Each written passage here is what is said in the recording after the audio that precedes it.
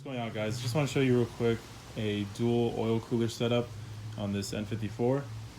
This is a 2008, so it does have the factory oil cooler already, but installed is a second oil cooler right in the middle. So how it's set up is going to be two Mishimoto M20 by 1.5. The only other way to do this setup here is if you grab the factory bolts and you weld another fitting on top of it. I don't think it's worth doing. I mean, this was $50 for two adapters. They screw right in and they come with a 10N fitting on the side. So then you need two.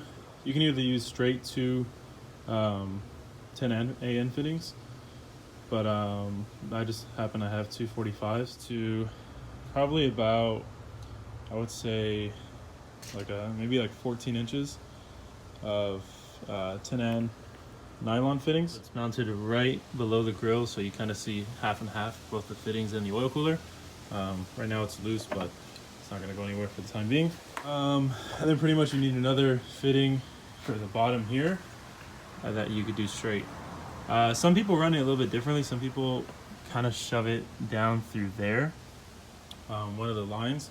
I'm not sure how they get it through there, but I think this is going to be the easiest setup. You do lose this now, and I think there's like a slight chance you might be able to get it work if you like cut it and do a bunch, but probably not even worth it. What I might do is maybe just cut right here, just so I can put this tab on just so it's a little bit closer, or for $100 just get a dual cone setup.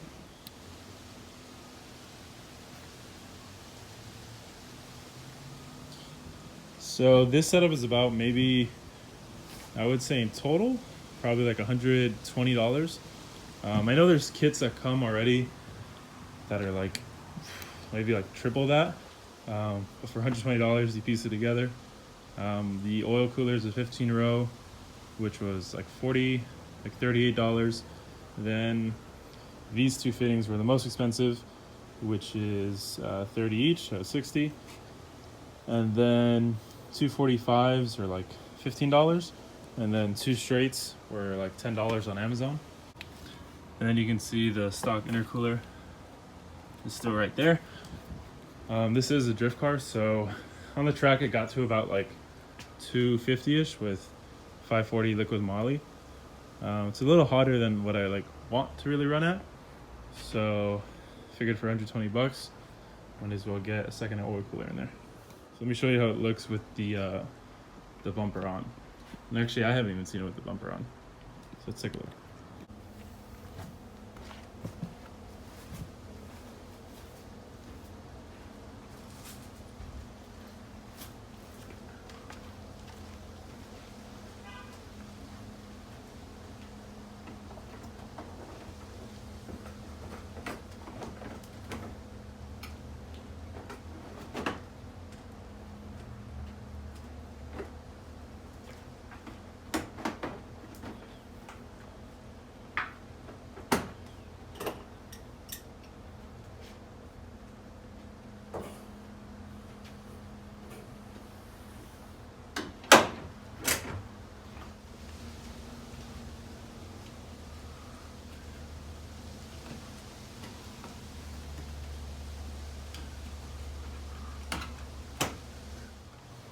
It looks a little off-center, but I haven't really tried to put it in the middle, and it's technically just hanging there.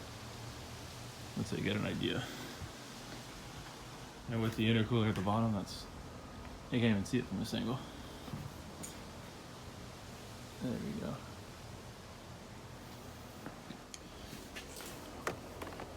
we go. And here's stripping the interior and putting a hydro right there. So it's all stripped out. You don't have to do, but it makes technically more sense mechanically. There is a oil thermostat that goes right here, which is this spring and this little guy right here.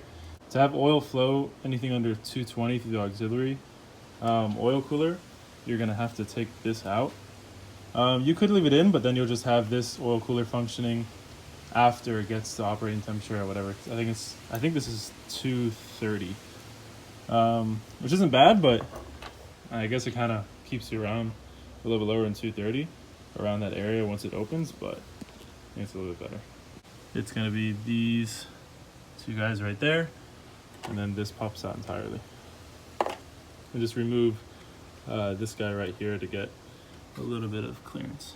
Another thing, I probably killed about a foot of this nylon braided hose. I don't know if it was because it was cheap. I mean, it was like $3 a foot, or just because of the way I was cutting it. But I was using like a kind of like a sawzall type thing, and it just kept on like fraying at the end. I taped it up, kept on fraying, and eventually kind of got it. But the easiest thing to do is to grab one of these guys, and it literally took 2 seconds and it came out perfect. Like literally just tape it up and wrap it around, and it takes 2 seconds and it comes out perfect. And then after that, was also very helpful one. It's kind of like this one, another one down here. I kept on just scratching it up and just ruining this nice black like color. I recommend getting a 1-inch and 27 millimeter ratchet. This is gonna help crazy amount just because you're gonna ruin your fittings. So if you guys have any questions, just let me know. I'll put a link to the parts I use in the description if you guys are interested. Like I said, it's like 100, probably in total like 140, something like that.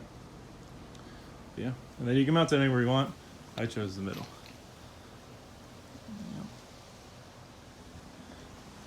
All right, later guys.